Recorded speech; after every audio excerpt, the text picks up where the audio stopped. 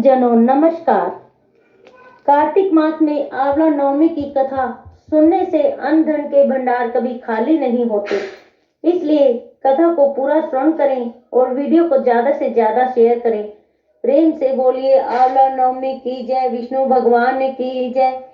एक आंवलिया राजा था जो रोजाना 1.25 मन सोने का दान किया करता था और फिर खाना खाता था। एक दिन उसके बेटे बहू ने सोचा कि अगर इतना आंवला हर रोज दान करेंगे तो सारा धन खत्म हो जाएगा। बेटा बाप से कहने लगा कि ऐसे तो सारा धन लुटवा दोगे, अब आंवला दान नहीं करना। राजा रानी दुख के मारे उजाड़ खेत में जाकर बैठ गए।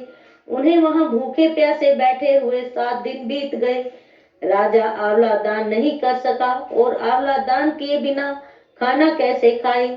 जब भगवान ने सोचा कि अगर मैं इसका सत नहीं रखूंगा तो दुनिया में कोई मुझे नहीं मानेगा, भगवान ने राजा से सपने में कहा कि उठ और देख कि तेरे पहले ही जैसा महल राजपाट हो रहा है, आंवले का पेड़ उग रहा है, उठकर आंवला दान करो और जीवो। राजा रानी ने उठकर देखा तो पहले जैसा ही राजपाट और सोने का आंवला हो रहा था। वे लोग रोजाना पहले की तरह 1.25 मन सोने आंवले का दान करने लगे। उधर बेटे बहू के अन्नदाता से बैर पड़ गए। आसपास के लोग कहने लगे कि जंगल में एक आंवलिया राजा रहते हैं, उनके पास चले जाओ, वह तुम्हारा दुख दूर कर देंगे। वे लोग वहां पहुंचे तो रानी ने ऊपर से देख लिया। अपने आदमी से कहा कि इनको काम पर रख लो, इनसे काम तो कम कराओ और मजदूरी ज्यादा देना।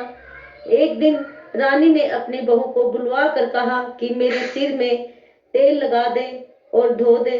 बहू सिर धोने लगी तो बहू के आंख में से आंसू रानी की पीठ पर गिर गया। रानी ने पूछा कि बहू तू रोने कैसे लगी, जैसे ही बात है बताओ।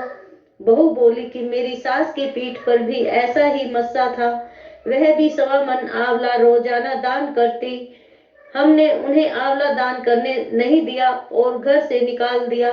जब सास बोली कि हम ही तुम्हारे सास ससुर हैं, तुमने हमने ही निकाल दिया, लेकिन भगवान ने हमारा सत्य रखा। हे भगवान, जैसे राजा रानी का सत्य रखा वैसे सबका रखना।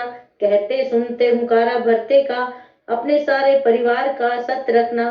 बोलिए कार्तिक महात्म की जय।